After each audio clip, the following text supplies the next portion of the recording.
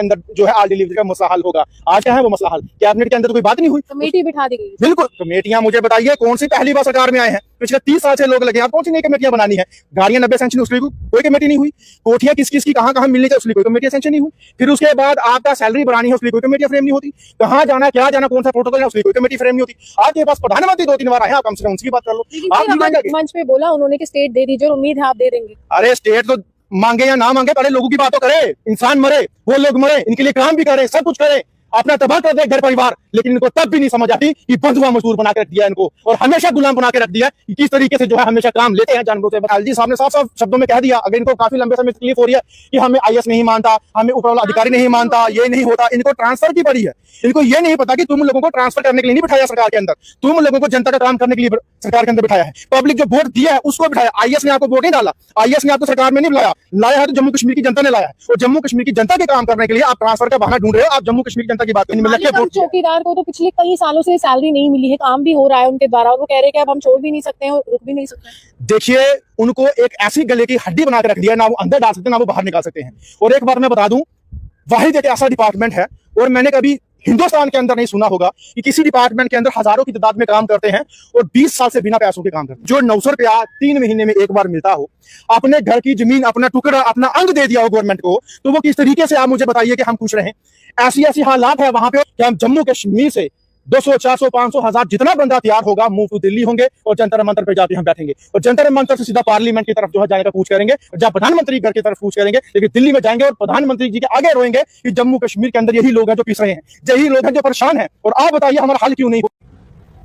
भारत व पाकिस्तान तनाव के बीच जो है अब स्थिति जो है थोड़ी थोड़ी सामान्य हो रही है, यानी कि वो सामान्यता जो है नजर आ रही है, और अब जंग के बादल जो है वो छट रहे हैं। लेकिन बड़ा सवाल ये है कि जिस जंग को हवाला देते हुए डेली वेजेस के तमाम कामों तरफ रख दिया गया, अब जो है वो काम क्यों नहीं धरातल पर देखने को मिल रहे हैं। डेली वेजेस संघर्ष समिति के जो चेयरमैन है मेरे साथ है, पूरे जम्मू कश्मीर में ये नेतृत्व कर रहे हैं, विभिन्न क्षेत्रों का दौरा कर रहे हैं, और ये जानने की कोशिश कर रहे हैं कि ऐसी कौन सी व्यथा है जो अभी तक सरकार तक या सरकारी कर्मचारियों तक नहीं पहुंची है, और क्या मेज पर बातचीत होगी या एक बार फिर से प्रदर्शन का ही सहारा लेना पड़ेगा। सनी जी मेरे साथ है। सनी जी, किस तरह से अभी देख रहे हैं, क्योंकि अभी वो तनाव के बादल नहीं है, अभी जो जम्मू कश्मीर में स्थिति जो है सामान्य हो रही है धीरे धीरे, तो अब क्यों नहीं मसले हल हो रहे हैं? आपको एक बात बोलूं, हमारा एक जोरी के अंदर डिस्ट्रिक्ट जोरी के प्रेसिडेंट है, वो मिड डे मील कुक भी है और लैंड ओनर्स भी है। वो बेचारा हमेशा मुझे कहता है कि सर जब जंग लगी थी ना, तो जंग में अगर नुकसान हो रहा था एक ही बार तबाही हो जाती। मैं वो क्यों कहता है कि अगर तबाही हो जाती तो हम रहे ना रहे, लेकिन हमें इस दुनिया से जो है छुटकारा हो जाता, क्योंकि हम उसके बाद भी जो है जीना मरना एक बराबर है। ना हमारी वो मेहनत हमें मिलती है, ना हम बच्चों को अच्छे से पाल पोस सक रहे हैं, ना पढ़ा सकें, ना उनको हम ईद के दिन अच्छे से कपड़े दे सके उनको, ना उनको हम खिलौने दे सके, ना उनकी जो अरमान पूरा कर सके, और ना ही हम लोग अपने घर के अंदर जो बुजुर्ग बीमार है उनका अच्छे से इलाज करवा पा रहे हैं। मैं वो क्यों कहते हैं कि जो 900 रुपया 3 महीने में एक बार मिलता हो, अपने घर की जमीन, अपना टुकड़ा, अपना अंग दे दिया हो गवर्नमेंट को, तो वो किस तरीके से आप मुझे बताइए कि हम खुश रहें। ऐसी ऐसी हालात है वहां पे। और वैरीनाग के अंदर हमारी एक मिड डे मील कुक है कि जो ईद के दिन जिसको हार्ट अटैक से अपनी जान गई, वो जब उनके घर पे हमारी डेपुटेशन गए लोग, तो वहां पे पूछा गया कि क्या हालात हुई थी वहां पे। वो परेशान थी कि कल ईद है तो मैं अपने बच्चों को क्या लेके दूंगी, क्या अपने पैसे मेरे पास आज शाम को पहुंचेंगे, क्या सरकार की तरफ से गवर्नमेंट की तरफ से हमें कुछ पैसा आएगा ईद का, क्या हमें अपना पैसा मिलेगा। उसके सदमे में जो है उसकी बेचारे की ईद के दिन सुबह हार्ट अटैक से जान चलेगी। क्या मुझे बताइए, एजुकेशन डिपार्टमेंट जिसके पास वो काम करती थी, एक भी मुलाजिम उनके घर गया, क्या उन्होंने कोई पैसा दिया, क्या कोई उनके साथ कोई उन्होंने बात की कि इनके बच्चों का कैसा देखा जाएगा, कैसे उनकी परवरिश होगी, कोई भी नहीं किया। मरे इंसान मरे, वो लोग मरे, इनके लिए काम भी करें, सब कुछ करें, अपना तबाह कर दे घर परिवार, लेकिन इनको तब भी नहीं समझ आती कि बंधुआ मजदूर बना के रख दिया इनको, और हमेशा गुलाम बना के रख दिया कि किस तरीके से जो है हमेशा काम लेते हैं जानवरों से बदकर, और जब पैसे लेने की बात आती है तो इनको अनदेखा किया जाता है। हम हर डिस्ट्रिक्ट हर तहसील के अंदर काम हड़ताल कर रहे हैं, और तकलीफ हो रही है एजुकेशन डिपार्टमेंट वालों के, टीचरों को, जैदियों को। क्यों? अगर आपके पास दर्द दुख है काम करने का, दो उनको पैसे, दीजिए उनको पैसे, लेकिन मुझे बताइए अगर पैसे नहीं दे सके तो ऐसे बेरहमी से हमारे लोगों के साथ अत्याचार मत करो, हरासमेंट मत करो। हमें पता है कितना बच्चों को आप खाना देते हो, कितना उनको अच्छे ढंग से खिलाते हो, क्या प्रॉपर राशन उनको देते हो, क्या प्रॉपर पढ़ाई उनको करते हो, क्या एजुकेशन सिस्टम उनको प्रॉपर करते हो, हमें सारा पता है। जब चिट्ठा खोलने पे आएंगे तो एक एक हम पोल खोलेंगे, और देख लीजिए कि हमारे उस महिलाओं को इस तरीके से जो है प्रताड़ित ना की जाए, उनको तंग ना करो। वो भी हमारे देश की महिलाएं हैं। प्रधानमंत्री जी ने महिलाओं को सक्षम बनाने के लिए हर जगह उनको आरक्षण दिए हैं, उनको फायदे करने की बात की है, लेकिन आज हमारी महिलाएं जाने गवा रही हैं। जिस विभाग की आप बात कर रहे हैं, वो जो मंत्रिमंडल में शामिल होने के लिए भी महिला है, सकीना ये तो है, अगर हम कहें शिक्षा विभाग या फिर स्वास्थ्य मंत्रालय उनके पास है, तो क्यों इतनी परेशानी क्यों है, क्यों हालात नहीं बदल रहे? देखिए, सरकार ने अपना पल्ला झाड़ लिया कि हमारे पास पावर ही नहीं है। अगर पावर नहीं है तो सरकार में बैठे क्यों हो? फिर क्यों बड़ी बड़ी कुर्सियों में साइन करते हो, लेटरों पे बड़ी बड़े प्रोटोकॉल लेके जाते हो, फिर बड़े बड़े डिग्री कॉलेज में जाते हो, हॉस्पिटल में जाते हो, किस लिए जाते हो आप? अगर आपके पास पावर है ना, तो तभी आप वहां पहुंचते हो, तभी आप चीजें सैंक्शन करवाते हो। तो एक महिला होने के नाते हम उनके पास भी गए थे, कहा था ये चीजें अगर हो रही कहते हमें तो पता ही नहीं है, हम देखेंगे, हम करेंगे। आपने तो मेमोरेंडम दिया। बिल्कुल, मंत्री हमने सतीश शर्मा जी को दिया, सकीना यीतू जी को दिया, चीफ सेक्रेटरी को दिया, सेंटर के जो हमारे एमओएस हैं जयंत चौधरी उनको दिया, हमने यहाँ पे हर डीसी को मेमोरेंडम दिया, हमने एलजी साहब को मेल की, चीफ मिनिस्टर को मेल की, हर एक जगह हमने मेल की है। लेकिन ये चाहते नहीं है कि जम्मू कश्मीर की महिलाओं का, जम्मू कश्मीर के उन लोगों का भला हो जो बेचारे आज दर-बदर हैं। और आपको पता है कि आशा वर्कर्स कोई आदमी तो होगा नहीं, वो मैक्सिमम लेडीज होंगी, औरतें होंगी, वुमेन होंगी। तो वुमेन को किस तरीके से सक्षम किया आपने देश के अंदर, किस तरीके से आपने जम्मू कश्मीर के अंदर वुमेन को अपने पावर दी, और आपने अगर पावर दी होगी अपनी पॉलिटिकल पावर की यूज किया, हकले दी होगी। लेकिन जो महिलाएं काम करती है गरीब लोगों के लिए, और आप गरीब होने के बावजूद हर जगह जाती है बेचारी, हर जगह हर का काम करती है, उसके साथ कभी इंसाफ नहीं करते। लेकिन संघर्ष समिति ने ऐलान किया हुआ है काम छोड़ हड़ताल, और अगर काम छोड़ हड़ताल रखी है तो आप तंग मत करो। कब से हो 3 तारीख से हमने रखा हुआ है, 20 तारीख हो गई है,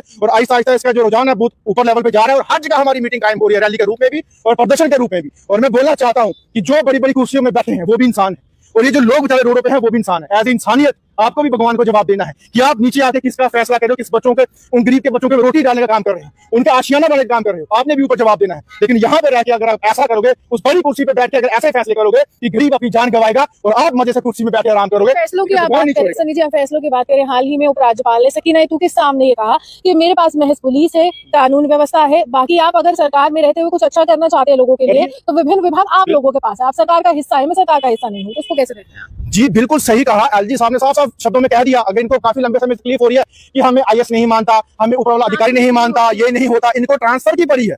इनको ये नहीं पता कि तुम लोगों को ट्रांसफर करने के लिए नहीं बिठाया सरकार के अंदर, तुम लोगों को जनता का काम करने के लिए सरकार के अंदर बिठाया है। पब्लिक जो वोट दिया है उसको बिठाया। आईएएस ने आपको वोट नहीं डाला, आईएएस ने आपको सरकार में नहीं बुलाया, लाया है तो जम्मू कश्मीर की जनता ने लाया है। और जम्मू कश्मीर की जनता के काम करने के लिए आप ट्रांसफर का बहाना ढूंढ रहे हो। आप जम्मू कश्मीर की जनता की बात करो, विभाग इनके पास है, हेल्थ इनके पास है, एजुकेशन इनके पास है, आपके पास पीएच इनके पास है, इरिगेशन इनके पास है, रूरल डेवलपमेंट इनके पास है, जो मालिकम चौकीदार है, तमाम डिपार्टमेंट इनके पास है। लेकिन ये अपने चहीतों के पास आएंगे, उनके पास आएंगे जो इनके चमचे हैं, लेकिन वो गरीब के पास आएंगे जिस गरीब ने लाइन में लग के वोट किया। चौकीदार को तो पिछले कई सालों से सैलरी नहीं मिली है, काम भी हो रहा है उनके द्वारा, और वो कह रहे हैं कि अब हम छोड़ भी नहीं सकते हैं और रुक भी नहीं सकते हैं। देखिए, उनको एक ऐसी गले की हड्डी बना के रख दिया, ना वो अंदर डाल सकते ना वो बाहर निकाल सकते हैं। और एक बात मैं बता दूं, वाहिद एक ऐसा डिपार्टमेंट है, और मैंने कभी हिंदुस्तान के अंदर नहीं सुना होगा कि किसी डिपार्टमेंट के अंदर हजारों की तादाद में काम करते हैं और 20 साल से बिना पैसों के काम करते हैं। ये पहली बार सुना है। और ऐसा विभाग इतना लापरवाह, और ऐसी सरकारें लापरवाह, बिल्कुल। और उनके पास तो पंचायत घर के अंदर वीडियो आते हैं, डीसी आते हैं, हमारे एमएलए आते हैं, मिनिस्टर आते हैं, तमाम लोग आते हैं, डीडीसी आते हैं, लेकिन उन्होंने भी एक बार नहीं बोला कि इन बेचारों कुछ कर दे। वही चाय पिलाते हैं, वही पानी पिलाते हैं, वही साफ सफाई करते हैं। उन्होंने जमीनें भी दी हैं अपनी पंचायत घरों के अंदर, लेकिन कोई इंसाफ नहीं। ये सरासर अंधेर नगरी चौपड़ राजा वाला साहब जम्मू कश्मीर के अंदर हो रहा है। जम्मू कश्मीर के अंदर जो लूट खसूट करने का काम हो रहा है वो हो रहा है धड़ल्ले से, जो है लूटो के छूटे चले जाओ।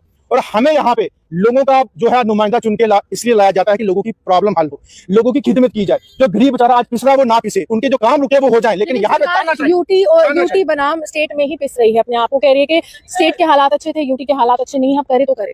देखिए, सबसे पहले मुझे एक बात बताइए, अगर उमर साहब को लगता है कि हमारी जो बात नहीं सुनाई दे रही, अगर हमारे पास कोई पावर नहीं है, तो उनको पब्लिक के साथ आ जाए, जिन्होंने वोट दे के सरकार में उनको लाया है उनके पास आ जाओ, आप लोगों के पास आओ, हम आपके साथ हैं, पूरी जनता आपके साथ है। लेकिन आप जब लोगों के पास आना ही नहीं चाहते, आप अपने ही गाड़ियों में घूमना चाहते हो, आपने अपने ही उन एमएलए को जो है कोठियां देने की बात की, गाड़ियां देने की बात की, बंगले देने की बात की, जहां आपने सैलरी 5 लाख बढ़ाने की बात की, तो गरीबों की बात कब की आपने? कौन सी बात की आपने गरीबों के लिए? कौन सी बात की? और इलेक्शन से पहले आपने कहा कि पहली कैबिनेट के अंदर जो है आल डिलीवरी का मसला हल होगा। आज क्या है वो मसला हल? कैबिनेट के अंदर तो कोई बात ही नहीं हुई, कमेटी बिठा दी गई। बिल्कुल, कमेटियां मुझे बताइए कौन सी पहली बार सरकार में आए हैं? पिछले 30 साल से लोग लगे हैं, कौन सी नई कमेटियां बनानी है? गाड़ियां 90 सेंशन उसके कोई कमेटी नहीं हुई, कोठियां किस किस की कहां मिलनी चाहिए उसके कोई कमेटी सेंशन नहीं हुई।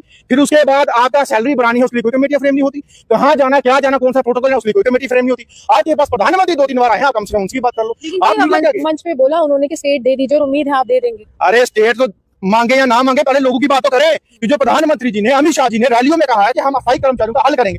अगर उमर साहब उनके सामने बोलते कि कम से कम वो तो कर दो, बिल्कुल वो तो कर दो, तो मैं कहता हूँ अच्छा होता अगर उमर साहब ने पीएम साहब को बोला होता कि पीएम साहब स्टेट छूट तो आपने देनी है, लेकिन कम से कम स्टेट के अंदर हमारे जो लोग सफर कर रहे हैं उनकी बात भी कर दो, उनके हल भी निकाल दो। लेकिन यहाँ पे कुछ ऐसा है ही नहीं। आपके पास क्या रणनीति है? अगर डेली वेजेस का सवाल मैं करूँ, क्योंकि आपने एक संघर्ष समिति बनाई है जो लगातार संघर्ष कर रहे हैं डेली वेजेस के लिए, विभिन्न विभागों के लिए, कोई एक मात्र विभाग नहीं है, क्या रणनीति है, कैसे हल होगा ये मसला? देखिए, संघर्ष समिति जो हमने बनाई है, संघर्ष करने के लिए बनाई है, और संघर्ष हम कर ही रहे हैं। और जम्मू कश्मीर के अंदर जिस तरीके से हमने लोगों के लिए कैसे साथ देना है, वो हर जगह मीटिंग करके उनको समझाया जा रहा है। हमारी टीम गठित हुई है, उस टीम के साथ हर जगह जो है काम किया जा रहा है। और उसके बाद जम्मू कश्मीर के हर एक तहसील और डिस्ट्रिक्ट के अंदर जो हमारी मीटिंग होकर हर डीसी को मेमोरेंडम दिया जा रहा है, और डीसी के साथ साथ नोटिस भी जो है इशू किया जा रहा है। और इसके साथ साथ अगर इस चीज को जल्द से जल्द हल नहीं किया गया तो हमारी जो आगे की रणनीति ये रहेगी कि हम जम्मू कश्मीर से 200, 400, 500, 1000 जितना बंदा तैयार होगा मूव टू दिल्ली होंगे और जंतर मंतर पे जाके हम बैठेंगे और जंतर मंतर से सीधा पार्लियामेंट की तरफ जो है जाने का कूच करेंगे, जहां प्रधानमंत्री घर की तरफ कूच करेंगे, लेकिन दिल्ली में जाएंगे और प्रधानमंत्री जी के आगे रोएंगे कि जम्मू कश्मीर के अंदर यही लोग हैं जो पीस रहे हैं, यही लोग हैं जो परेशान हैं, और आप बताइए हमारा हाल क्यों नहीं होता, हमारा हाल कीजिए। और ये लास्ट